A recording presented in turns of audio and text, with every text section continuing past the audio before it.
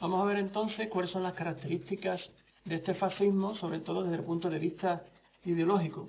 Este punto tiene dos apartados, uno principal que son las características ideológicas del fascismo y otra hablando sobre las bases sociales que apoyaron al fascismo. Vamos a empezar por el primer punto. Aunque los movimientos fascistas no tuvieron una base ideológica, intelectual fuerte, una doctrina política asentada a través de obras literarias, sí que podemos deducir algunos de sus principios por la práctica que llevaron a efecto estos regímenes totalitarios. Todos ellos tenían en común, como podéis ver en este guión, varios aspectos.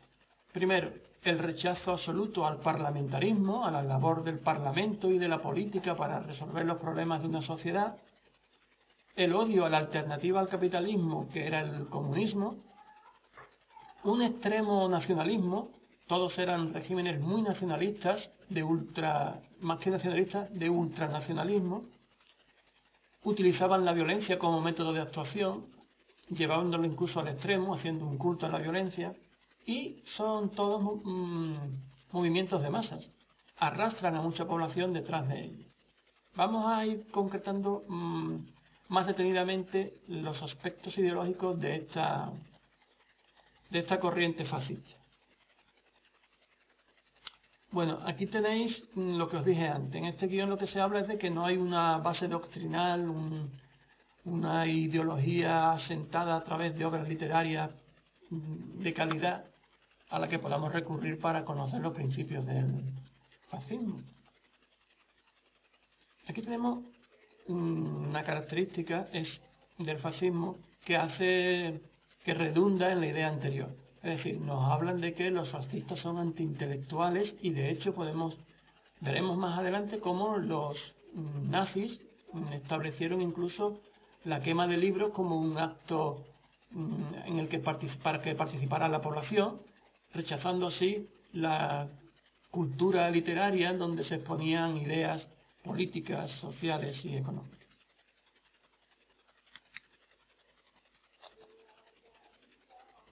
Bueno, esto es redundante. Bueno, aquí esto es lo interesante. Primera característica de la ideología fascista.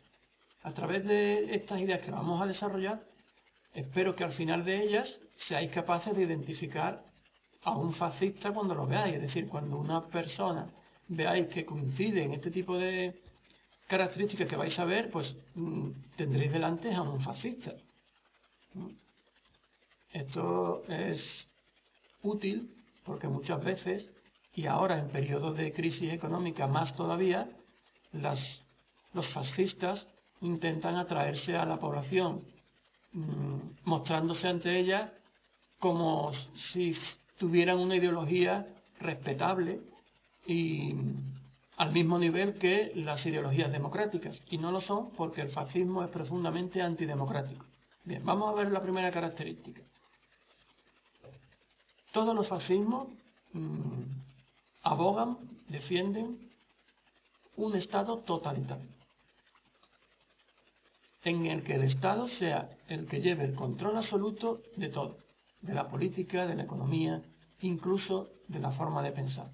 Y esto se puede hacer por muchos medios, normalmente utilizando la violencia, el miedo a la población y obligándolos a hacer lo que el Estado decide. Esto se basa en el hecho de que ellos creen que el Estado es una entidad, un ente que está por encima de la persona, por encima del individuo. El poder no lo tienen las personas, lo tiene el Estado. Y las personas deben obedecer ciegamente al Estado.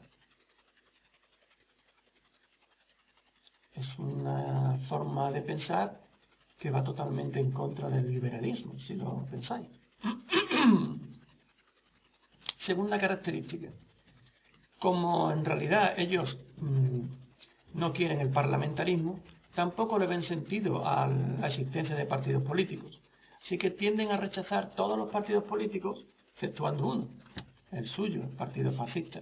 Con lo cual nos encontramos en que estas personas fascistas rechazan a los políticos por definición, aceptando solamente la existencia de los servidores del Estado, que son los del Partido Fascista.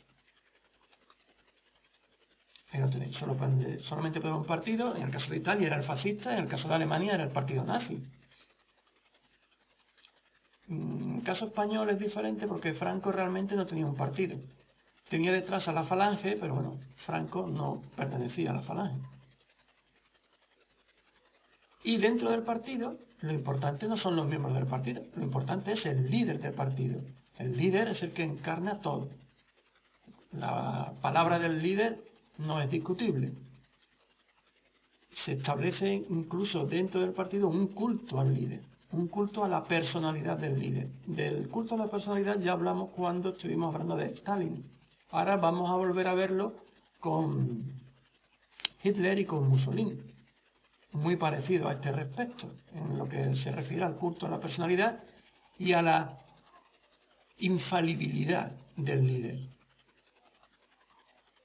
Tercera característica, que ya nombramos en la introducción, profundamente anticomunistas. El comunismo va en contra de la propiedad privada y aunque los fascistas se presentan ante la población como defensores de la propiedad privada, bueno, se presentan ante la población más que como defensores de la propiedad privada, como defensores de los derechos de las personas frente a los sistemas económicos tanto capitalistas como comunistas. Aparentemente son anticapitalistas también porque el objetivo principal del fascismo es que la nación sea lo más fuerte posible.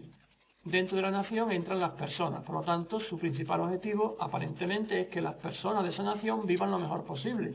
Si para eso tienen que cortarle las alas al liberalismo, lo harán.